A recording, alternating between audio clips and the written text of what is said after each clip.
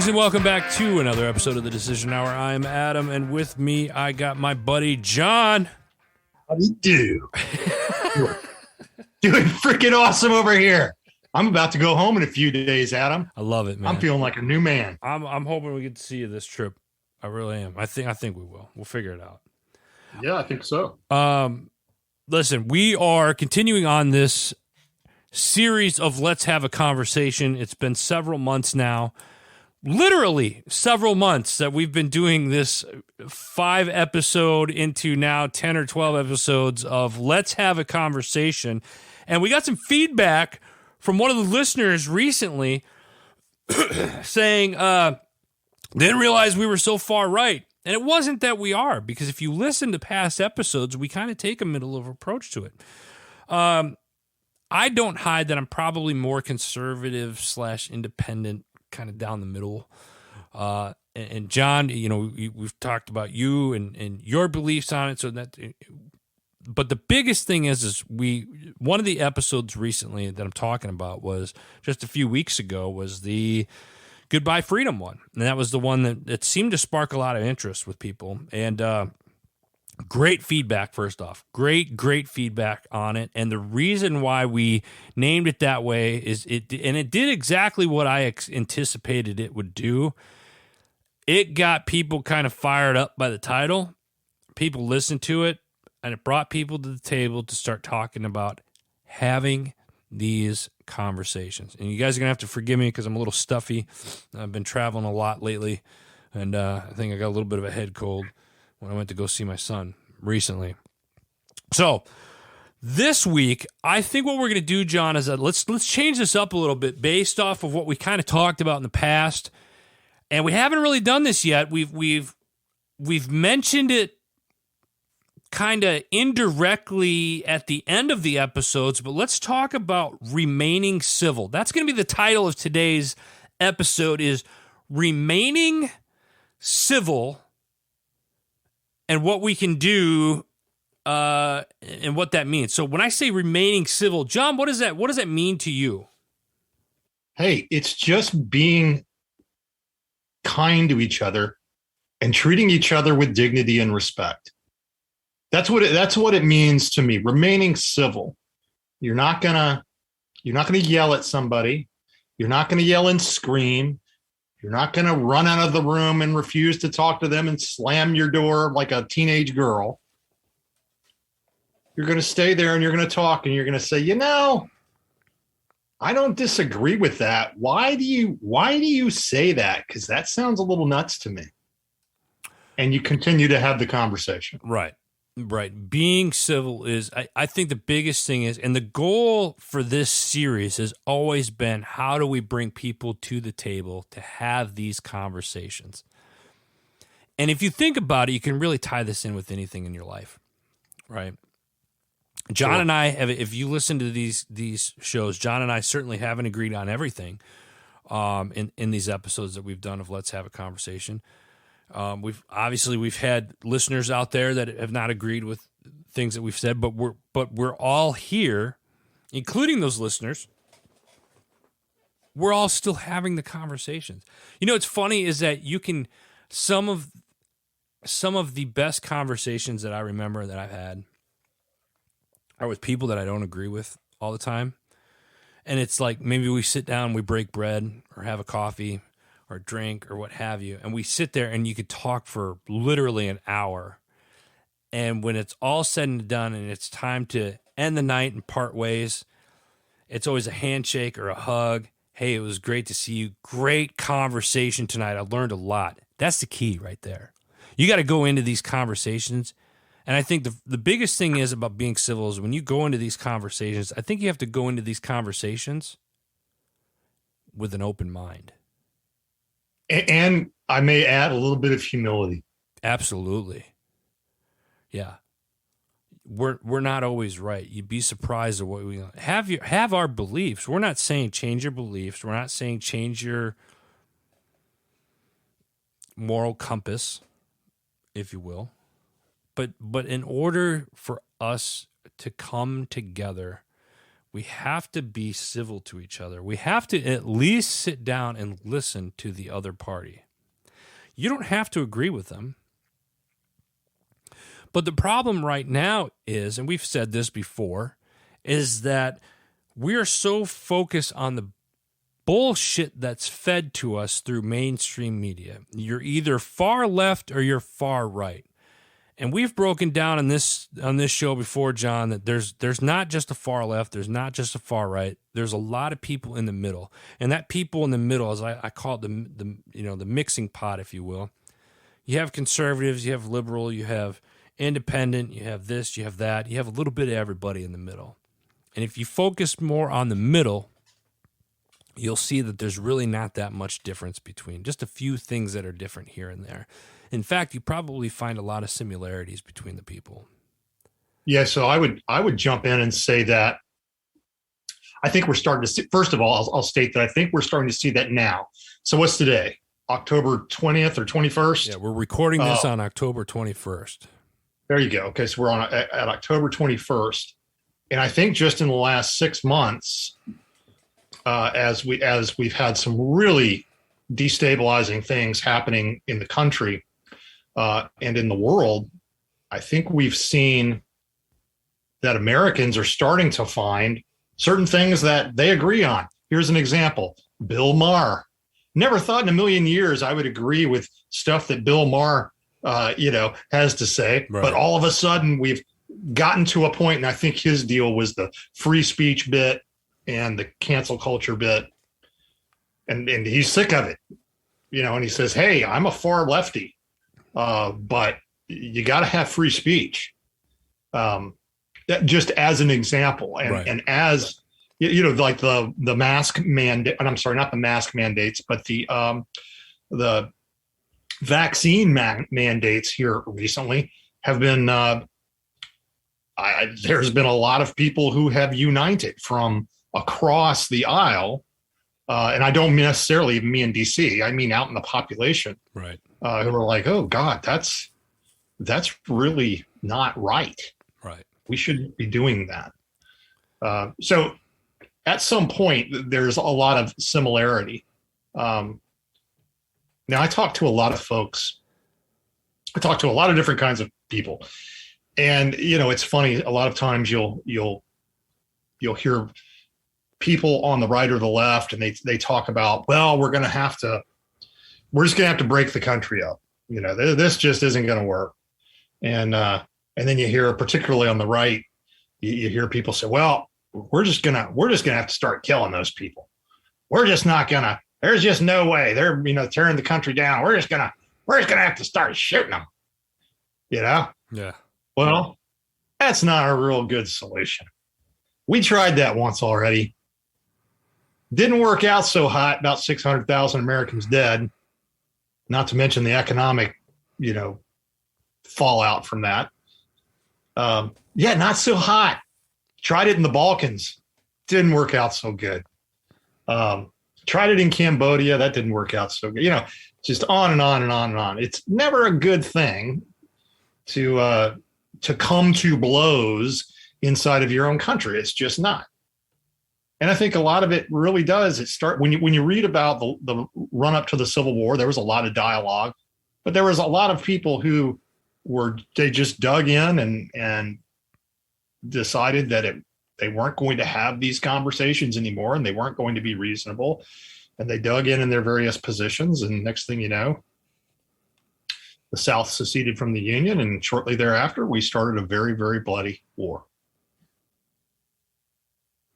But we got to learn to be civil. Yeah.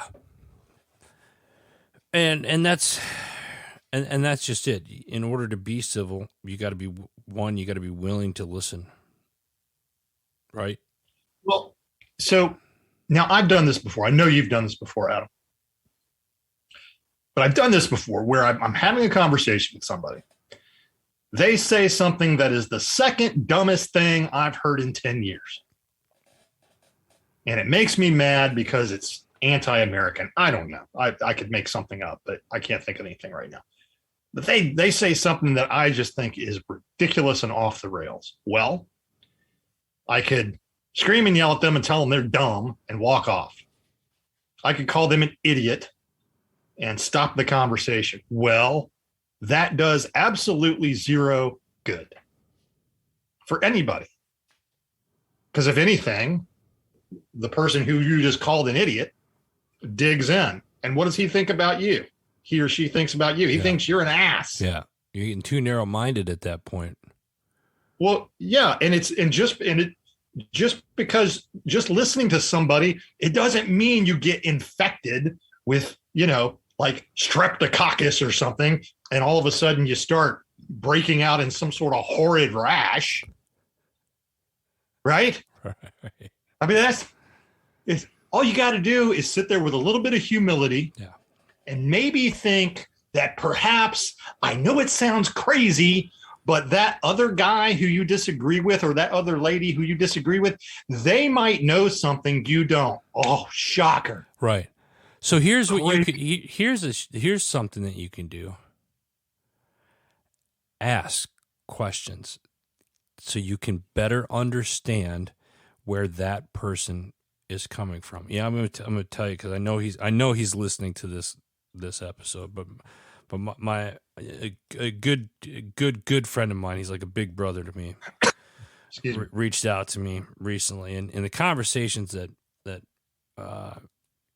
him and I have are, I learn a lot, and he mentioned a few things in previous conversations, and I said, explain that to me. So I have and I asked him, I said, so I have a better understanding of where you are coming from. And it wasn't that him and I were so far off the pendulum.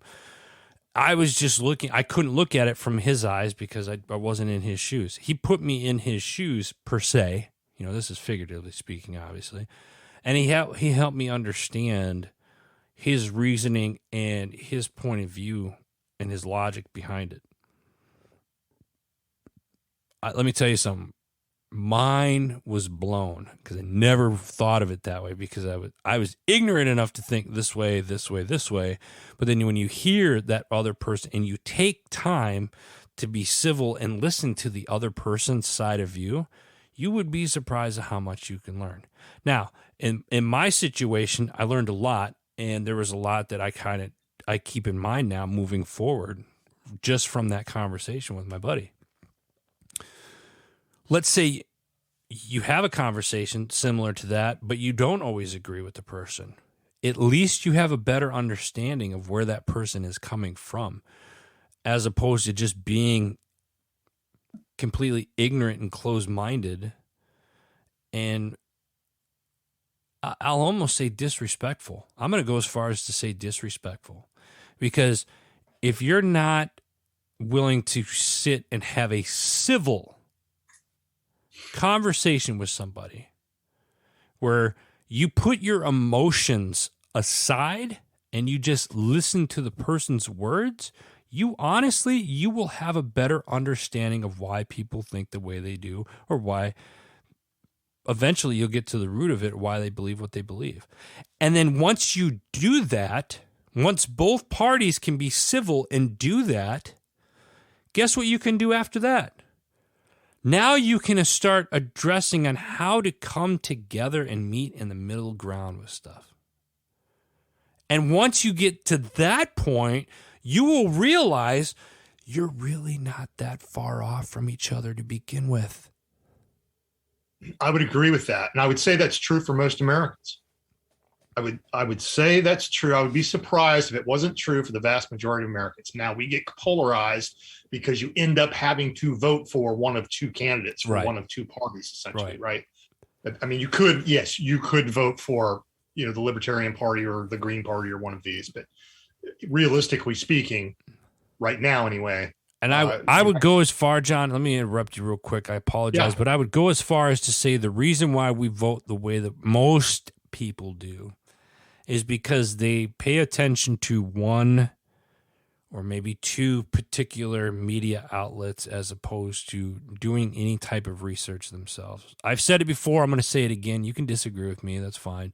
But we've become such a lazy society, and we rely so much on the media and social media, and we are being trained to think a certain way, to act a certain way, and to believe a certain way. Tell me I'm wrong. And I will. You're not wrong. And if anybody out there that's listening, tell me I'm wrong. And I will show you examples dating back years and years and years that show that we are being trained to think and act and believe in certain things. Another piece of that I'll piggyback on top of is that for whatever reason, Americans in the past at least 30 or so years have gotten overly focused on national politics. They've become overly focused on national politics, where local politics and state politics is really what affects them the most. Now, I think we're starting to see some of that now with the states beginning to flex their muscle a little bit against certain policies or for certain policies that are at odds with the administration.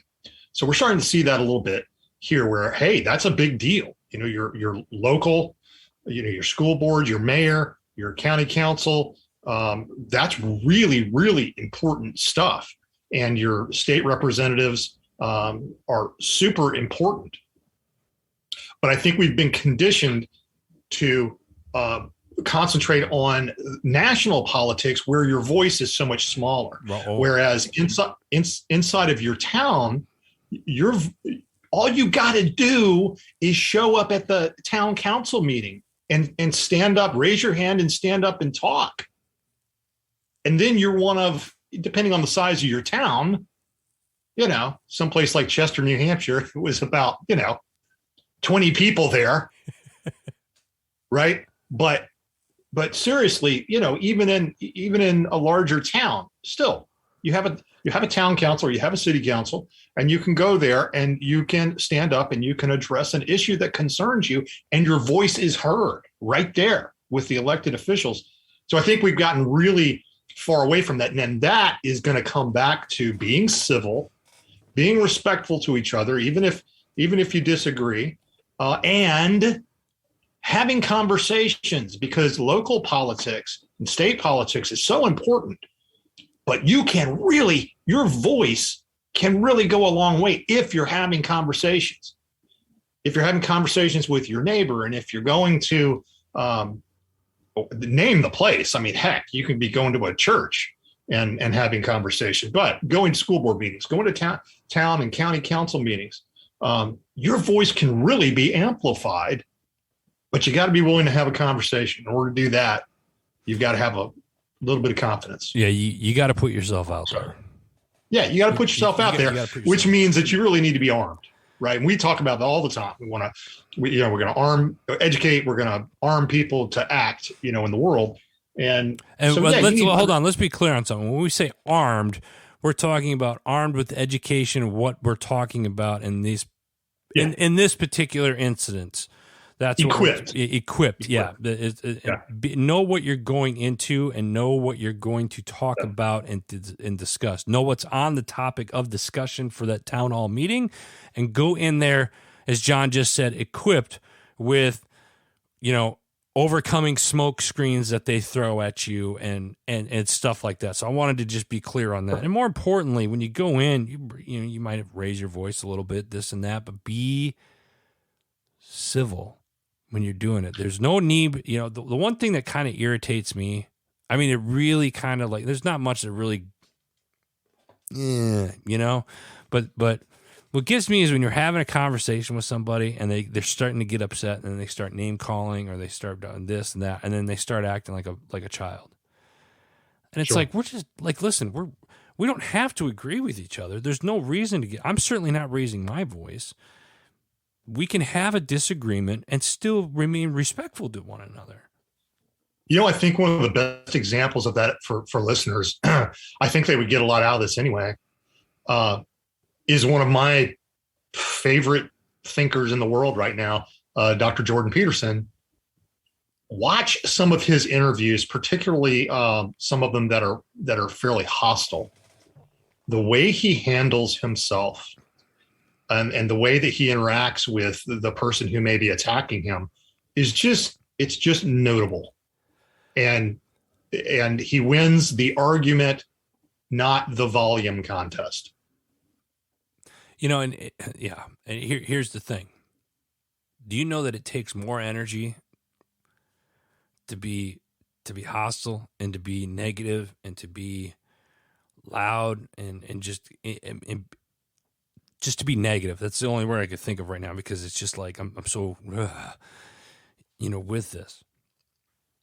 It takes more energy to be negative than it does to be positive.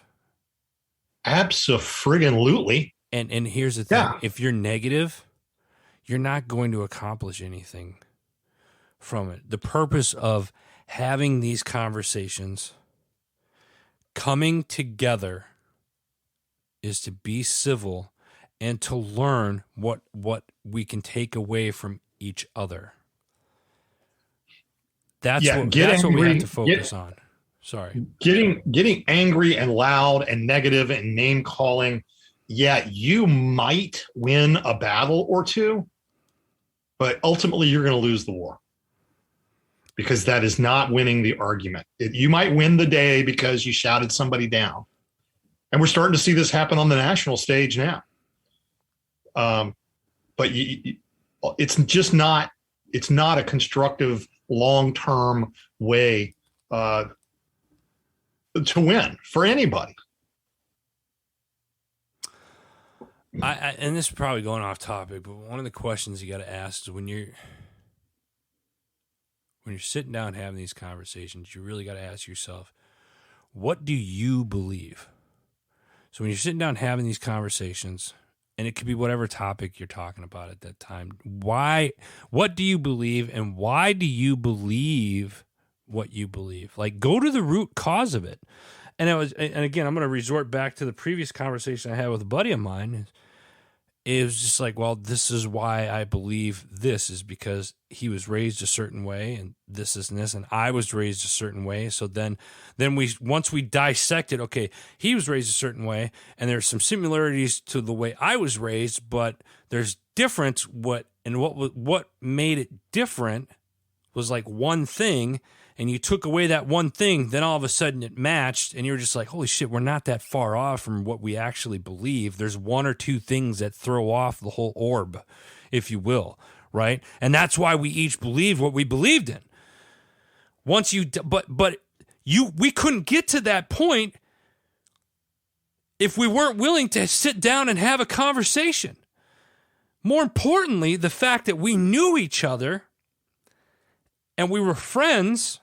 Now, some of you are thinking, oh, you guys were friends, that's why. It doesn't matter if we were friends or not. It just happened to work out. We've been friends. We were colleagues for many years, and we didn't always agree on everything. We didn't always see eye to eye. But at the end of the day, fist pump, hug. Hey, brother, I'll see you later. Hey, who's got lunch next week? Blah, blah, blah, blah, blah. Like that's how it was, because we remained civil.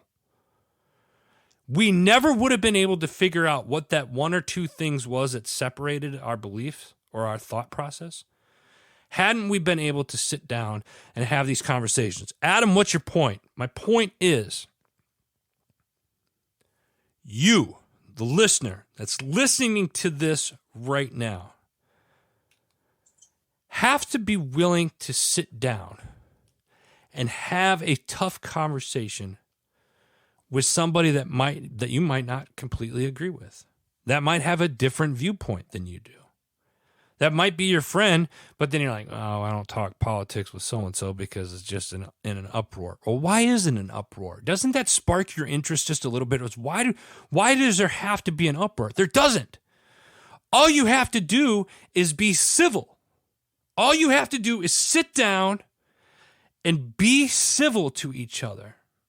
Listen, ladies and gentlemen, the world is a crazy place right now, right? And those of you that are Christ followers, we already know what the end result is. It's been written, right? So we already know that life is too short as it is. Why do you want to argue with anybody at this point. Be civil to each other, because life is just too short to be angry and to get in arguments with people. Sit down, figure out how you can work together to make the world a better place while you're here. 100%. And you can, and I'll put a finer point on one thing you said.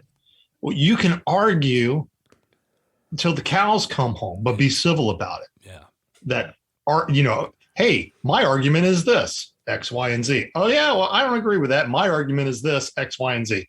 I can see your point. Still don't agree with you. That's a civil argument. Right. Or I see your point. What about this?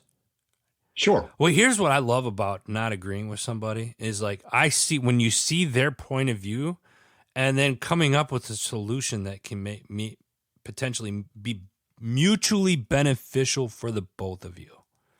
Can you imagine what the world would be like right now if more people thought like that?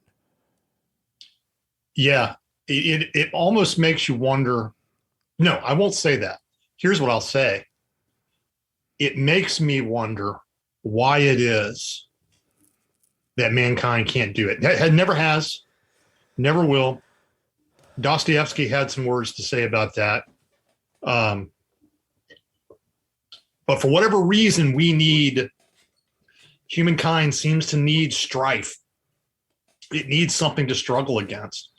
And I don't know why we can't seem to live in peace, but we just don't seem to be able to do it.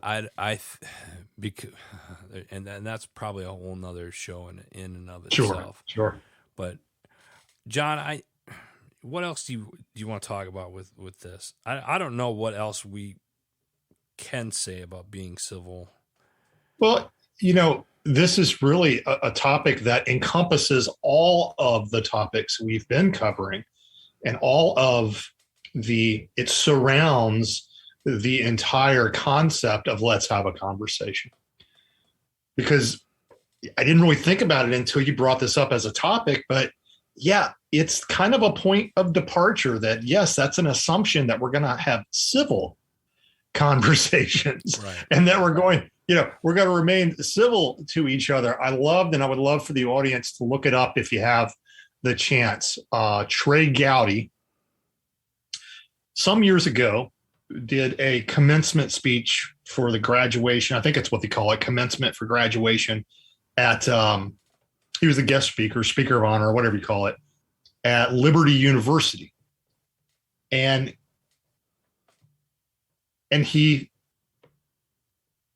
just really laid out for the kids going into the world how you need to engage with people. And one of the things he said was, if you start off a conversation by calling somebody an idiot, you're probably not getting anywhere. Yeah.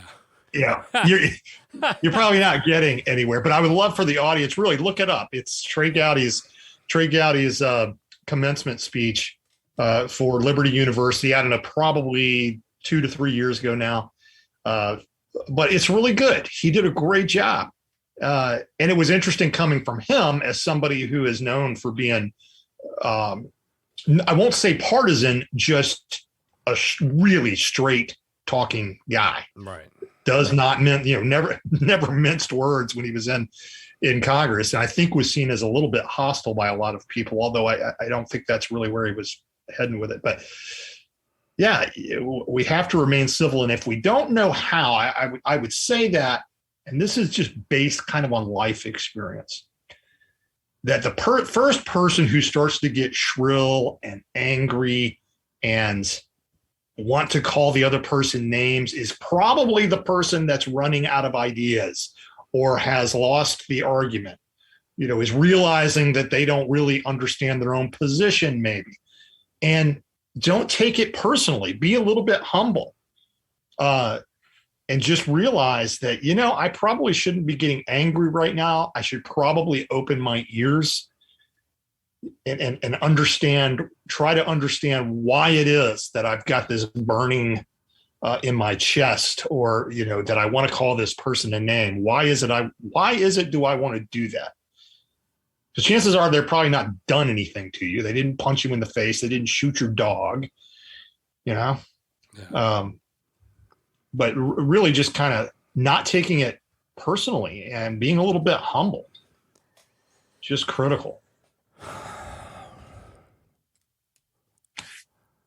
I think that's it for this episode, guys. I think we're going to stop there because I think I want everybody to think about how you can be civil to each other. And it seems so easy, right? You know, I know some people are going to listen to this and they're like, oh, this is like, I can be civil.